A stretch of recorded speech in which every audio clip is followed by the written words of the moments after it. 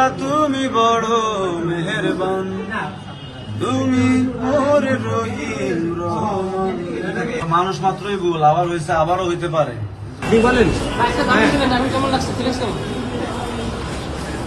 কেমন লাগছে বলেন? Feeling good. Feeling good. লিফটটা ধরেন একটু।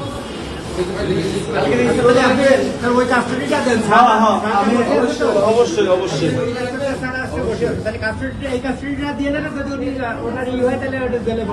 ভাই আপনার মানে যারা শ্রোতা দর্শক আছে তাদের বিষয়ে কোনো কিছু বলার আছে? এই যে নেগেটিভ ইম্প্যাক্ট যাচ্ছে এই যে গ্রেফতারের পর আমার সব দর্শক শ্রোতারা আমাকে খুব ভালো করে বোঝে, তারা আমাকে ক্ষমা করে দেবে।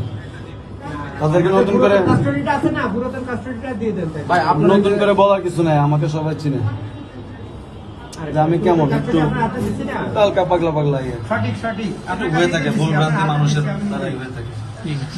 এর আগে প্রথম যখন গ্রেপ্তার হয়েছেন তখন কিন্তু ক্ষমা চেয়ে গেছিলেন সবার কাছে যে আমি ক্ষমা চাই, আমি আর এমন কাজ করবো না, কিন্তু মানুষ মাত্রই ভুল, আবার হয়েছে, আবারও হইতে পারে, কিন্তু সব প্রতিবারই মাফ করে দিয়ে দেন।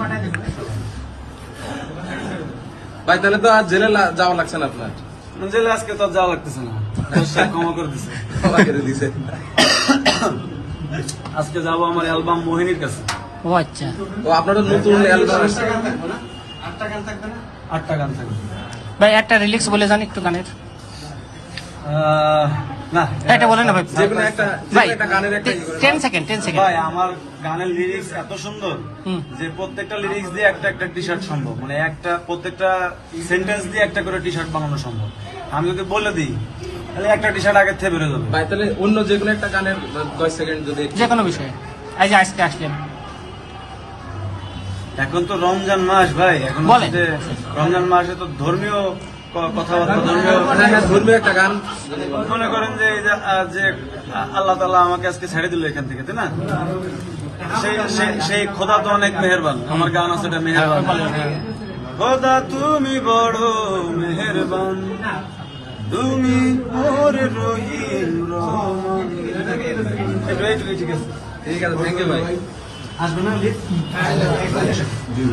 খোদা তুমি মেহেরবান। আমরা আছি, সমস্যা নেই ভাই, প্রোটোকল আমরা আছি। ইধারকে ধরো।